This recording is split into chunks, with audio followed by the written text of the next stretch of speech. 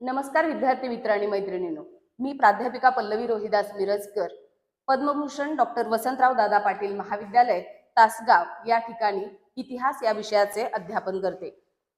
आज आपण छत्रपती शिवाजी महाराजांच्या अष्टप्रधान मंडळाच्या निर्मितीचा इतिहास पाहणार आहोत। हा जो भाग आहे तो BA भाग 1 सेमिस्टर 2 साठी तुम्हाला उपयुक्त ठरणार आहे। महाराजांचे अष्टप्रधान मंडळ पाहत असताना प्रथमतः महाराजांचे अष्टप्रधान मंडळ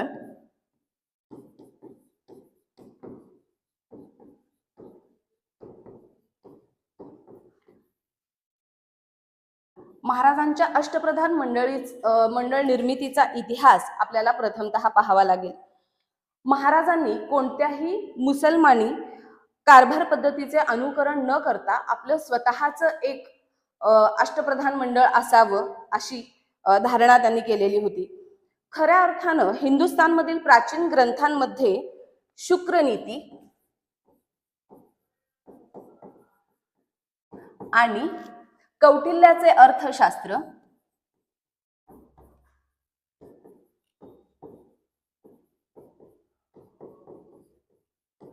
या ग्रंथांचा आधार घेऊन महाराजांनी आपल्याही अष्टप्रधान मंडळाचे स्वरूप कसे असायला पाहिजे याकडे लक्ष दिलेले होते। अष्टप्रधान मंडळाच्या निर्मितीचा इतिहास पाहत असताना एकूणच अष्टप्रधान मंडळातील काही प्रधानांची नियुक्ती ही राज्याभिषेकाच्या पूर्वीच झाली असल्याचे आपल्याला दिसून येते।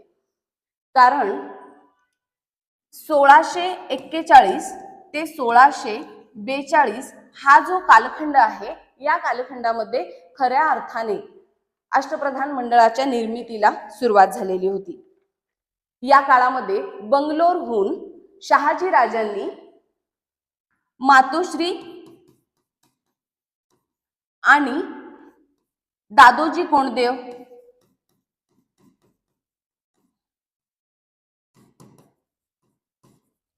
छत्रपती शिवाजी महाराज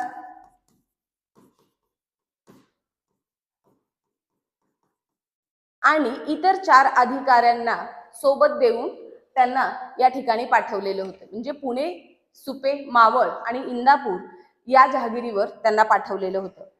खऱ्या अर्थाने येथूनच अष्टप्रधान मंडळाच्या निर्मितीला सुरुवात होती। पेशवा म्हणून त्यांच्या सोबत येणारी जी व्यक्ती होती ती व्यक्ती होती शामराव निळकंठ।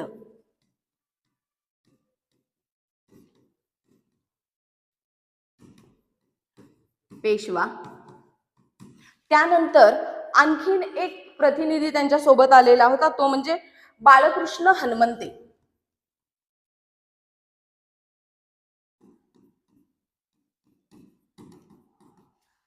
हा जो आहे तो मुजुमदार म्हणून महाराजांच्या सोबत आलेला होता। त्यानंतर तिसरी व्यक्ती जी आलेली आहे ती आहे सोनोपंत,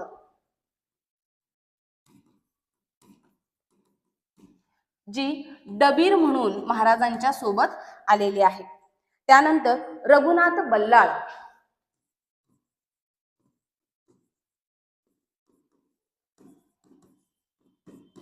रघुनाथ बल्लाळ यांनी सबनीस या पदावर काम केलेलं होतं। तर हे जे सुरुवातीचे 4 मंत्री जे अष्टप्रधान मंडळाची सुरुवात या मंत्र्यांनी झालेली आपल्याला दिसते। हे इथं एवढ्यासाठीच मी सांगितलेलं आहे की अष्टप्रधान मंडळ म्हणल्यानंतर आपल्या समोर लगेच महाराजांच्या अंडर काम करणारी जी मंडळी आहेत ती सगळी आपल्या डोळ्यापुढे येतात, पण त्यांच्या आधी जो पाया घातलेला आहे अष्टप्रधान मंडळाचा तो पाहणं या ठिकाणी गरजेचं ठरतं। दादोजी कोंडदेव यांनी मुख्य कारभारी म्हणून भूमिका पार पाडलेली आपल्याला दिसते।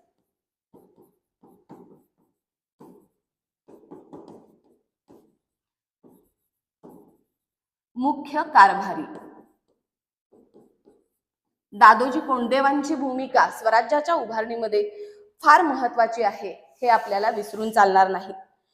पुढे दादोजी कोंडदेवांच्या मृत्यूनंतर म्हणजेच सन 1647 नंतर त्यांच्या जागी सेनापती पद महाराजांनी निर्माण केले आणि हेच सेनापती पद यांच्यानंतर तुकोजी चोर यांच्याकडे आले। तुकोजी चोर यांच्याकडे सेनापती हे पद दिलं. काही कारणास्तव तुकोजी या पदावर जास्त काळ राहू शकले नाही. त्यांना सुद्धा त्या पदावरून महाराजांनी काढून टाकलं आणि त्यांच्या जागी तुकोजी चोर यांच्या जागी मानकोजी दहातोंडे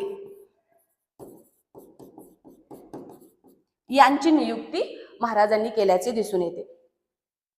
त्याचबरोबर महाराजांच्या अष्टप्रधान मंडळाचे जे आपण महाराज जेव्हा कारभाराला सुरुवात केली महाराजांनी तेव्हाचा एक भाग पाहिला आपण, मधला एक भाग पाहिला आणि त्यानंतर जावळीच्या विजयानंतर महाराजांनी काही प्रधानांची भर अष्टप्रधान मंडळामध्ये घातल्याचे आपल्याला दिसून येतो. तो भाग आपण पाहूयात. जावळीच्या विजयानंतर महाराजांनी काही नवीन प्रधानांची नियुक्ती केली. त्यामध्ये कोण कोण होतं तर निळो सोनदेव, निळो सोनदेव, निळो सोनदेवांनी सुरनिसाची भूमिका पार पाडली. तर यानंतर गंगाजी मंगाजी, गंगाजी आणि मंगाजी यांनी वाकनीस हे पद सांभाळले. गंगाजी आणि मंगाजी यांनी वाकनीस हे पद सांभाळले. तर एसाजी कंक, एसाजी कंक यांनी पायदळाचा मुख्य सेनापती, पायदळाचा मुख्य सेनापती ही भूमिका गंगाजी मंगाजी यांनी पार पाडली. तर नेताजी पालकरांनी, नेताजी पालकरांनी सर्व सैन्यांचा सेनापती,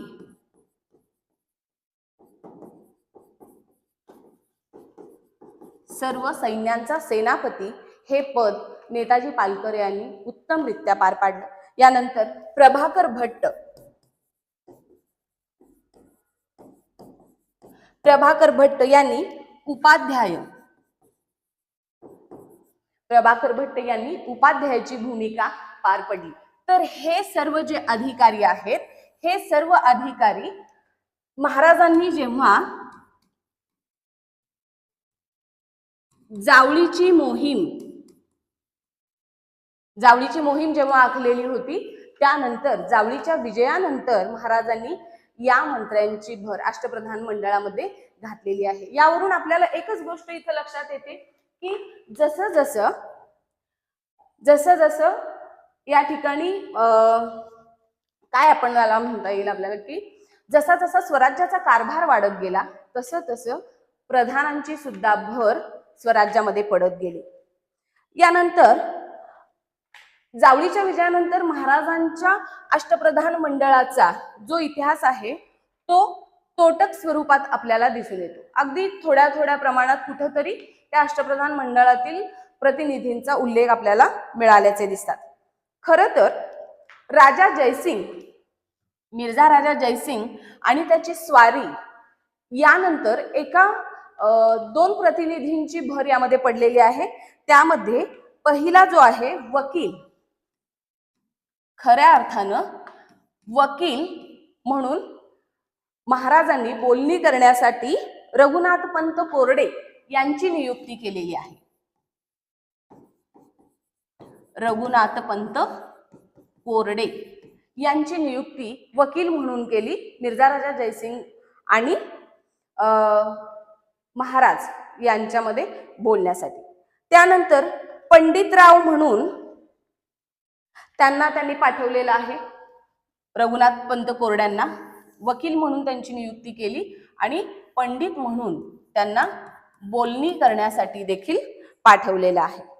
यावरून आपल्याला असे निदर्शनास येते की 1665 या साली खऱ्या अर्थानं पंडितराव हे पद निर्माण झालेलं असावं. खऱ्या अर्थाने 1665 साली पंडितराव हे पद निर्माण झालेलं असेल. यानंतर 1662 ला थोडंसं आपण मागे येऊयात. त्यावेळेस पेशवा म्हणून महाराजांनी महादेव मतिमंत, पेशवा म्हणून 1662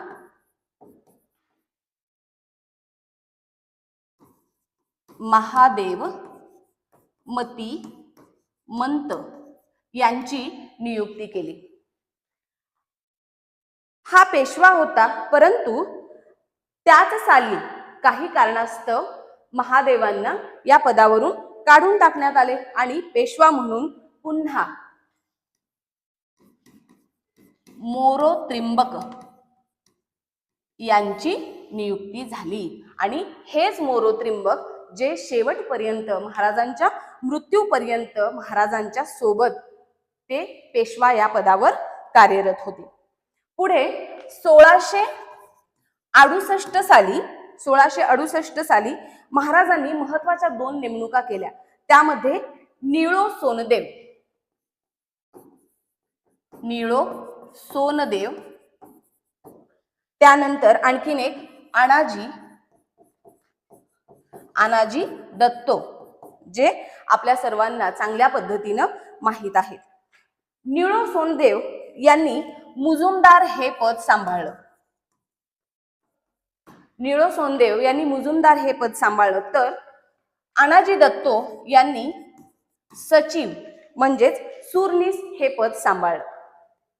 याच वेळी प्रधान मंडळातील न्यायाधीशाचे हे पद देखील निर्माण करण्यात आले. न्यायाधीशाचे हे पद निर्माण करण्यात आले आणि या पदाचा कार्यभार सांभाळला तो निराजी रावजी यांनी या पदाचा कार्यभार सांभाळला. याच काळामध्ये वाकनीस पदावर असणारा गंगाजी मंगाजी हा मृत्यू पावला आणि त्याच्या जागी दत्ताजी पंतांची नियुक्ती करण्यात आली. आता हा सर्व इतिहास अष्टप्रधान मंडळाचा आपण पाहिल्यानंतर यावरून एकच गोष्ट आपल्या निदर्शनास येते, ती म्हणजे महाराजांनी जे अष्टप्रधान मंडळ